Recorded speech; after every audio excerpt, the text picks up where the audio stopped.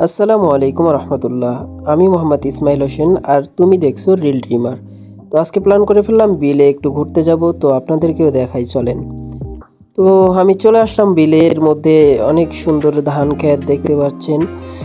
এখানে দুইটা কৃষক বসে খাওয়া দাওয়া করছিল তাদের খাওয়া দাওয়ার সময়। তো আশপাশে দেখছেন কি সুন্দর ধান ক্ষেত সবগুলো পেকে আছে।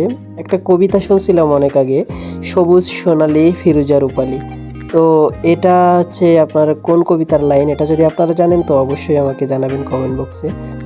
তো ধান ক্ষেত দেখতে দেখতে দেখলাম পাশে একটা টমেটো বাগান আছে, ওখানে গেলাম একটু দেখতে। অনেক সুন্দর লাগছিল টমেটো বাগানটা, দেখতে পাচ্ছেন অনেক সবুজ হয়ে আছে। তারপরে এপাশে খেয়াল করলাম যে একটা সুন্দর ফুল, এই ফুলের নাম আমি জানি না, আপনারা যদি জানেন অবশ্যই আমাকে জানাবেন। এই ফুলগুলো এরকম ছোট ছোট হয়েছিল, তো বেশ দারুণ লাগছিল দেখতে। দেখছেন গাছের মাথায় অনেক সুন্দর সুন্দর ফুল, এগুলা দেখতে খুব ভালো লাগছিল। তারপরে বিচিত্র আর এক রকমের ফুল দেখলাম, এটাও দেখে কিন্তু অনেক ভালো লাগলো। এগুলো আসলে আমাকে মুগ্ধ করলো। তো এগুলো দেখে দেন আমি হচ্ছে বাসার উদ্দেশ্যে রওনা দিলাম। তো এভাবেই কেটে গেল আজকের দিন। এটা ভালো লাগলে লাইক এবং ফলো করে আমার পাশে থাকবেন। দেখা হবে আবার নতুন ব্লগে।